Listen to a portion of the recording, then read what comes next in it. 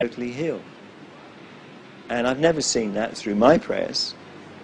But he just went as a child. If Jesus is going to heal people, he might as well heal the worst. And he went straight to the blind and the glasses that were this thick, and it was amazing.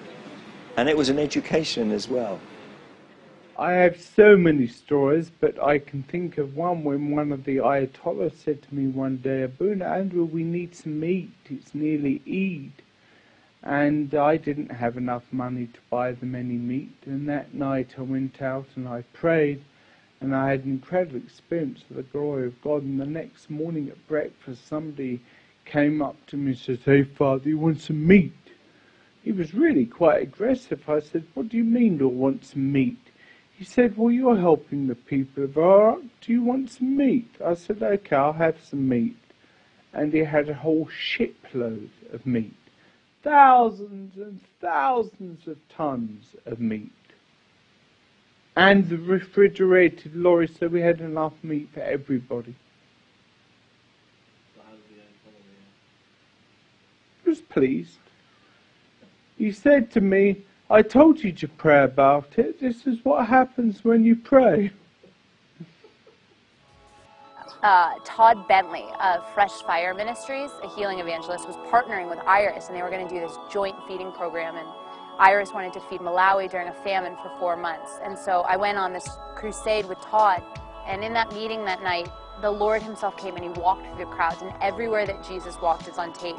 People parted to the right and the left, and they were instantly healed. Did you hear what she said? It's on tape. I was able to get a hold of the footage, and, well, here it is.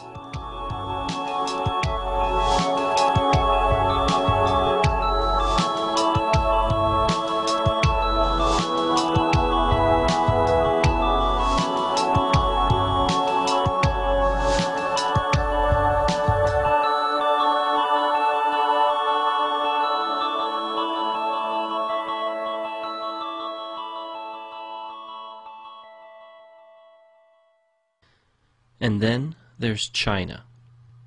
Few places in the world are seeing the explosion of God's power like the underground church in China is experiencing. And in the last 60 years, China's communist government has done its best to wipe Christianity off the map. But if you look at church history, persecution only made the church to grow. So that Christians grew from perhaps 1 million in 1949 to 100 million right now in 2007. And persecution was a reason, but another reason was because of the work of the Holy Spirit. And so it was mostly in these house churches, what they used to call underground churches. They're not really physically underground, but sometimes they do meet in caves, but they're just not registered, they're not legal. But in the last few years, the policies really changed in China, where they don't recognize them, but they don't persecute them so much. Mostly, they don't persecute Christians, but they persecute preachers, people that are going around and starting churches all the time. Let me stop it here and introduce this man. This is Dennis Balcom, and he's been a missionary in China for the last 40 years. He obviously has some exciting stories to tell, but he actually offered me something far more valuable. He supplied me with the treasure trove of footage from deep in the heart of the underground church in China. What you are about to see is some of the rarest footage on the planet.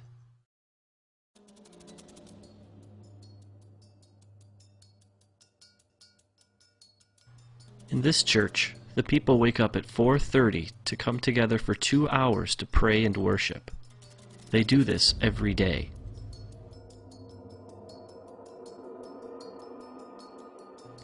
This church meets in the only place they are safe, a cave.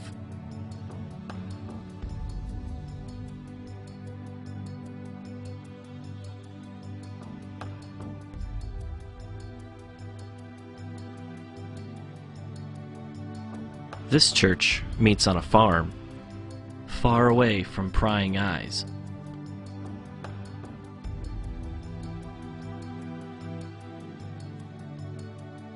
Here's an example of an underground church outreach.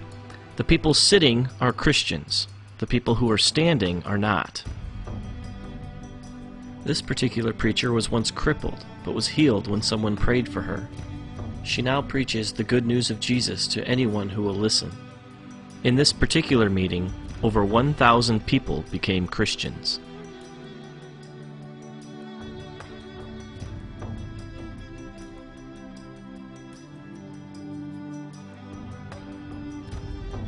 This is a church service attended by over 6,000 people, and while that may sound like a lot, you have to understand, this one church has over 300,000 members.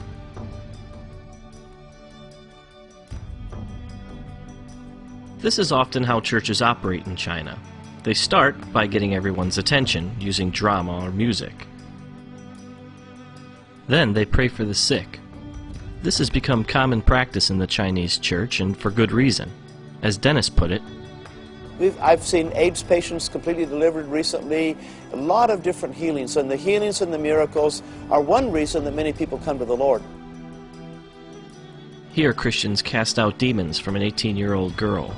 She's now a preacher.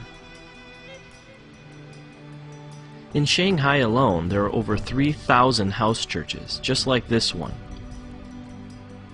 One thing Dennis pointed out to me was that most of the underground churches in China are actually led by young people.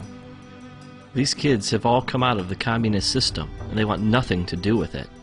They only want to spread the love of Jesus to everybody they meet. This is a music school. Well, that's the cover anyway. It's really a training school for students who want to be pastors. The government thinks they're simply learning to play instruments.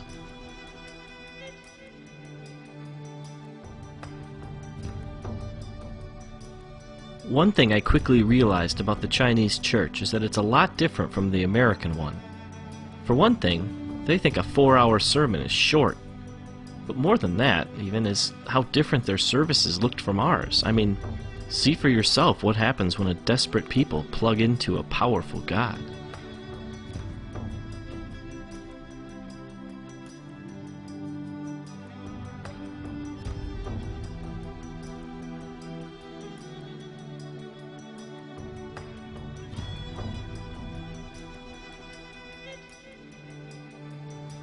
This is a Sunday school class.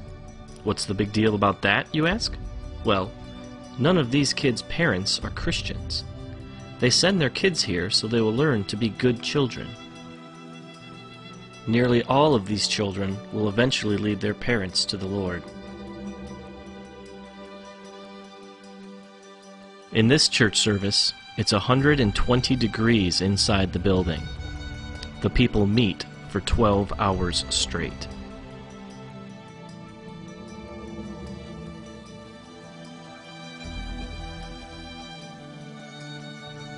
Dennis told me one story about a time he went to a very remote village in China to preach. He was led into a large room where the people were packed so closely together that he had his back to the wall and could reach out and touch the row in front of him. Everyone stood. There was no room to sit. He asked how long he should preach for, and they told him from 8:30 to 7 at night. Then they asked him if it wasn't too much trouble, could you come back tomorrow and preach from 8:30 to 7 again? And then, very sheepishly, they asked again, if you'd be so kind, could you come back the day after that and preach from 8:30 to 7? He asked how often he should take breaks, and they told him not to stop. The people will wait. Then he asked them what he should preach on. Everything, they replied, from Genesis to Revelation. And then it dawned on him, these people had no Bibles.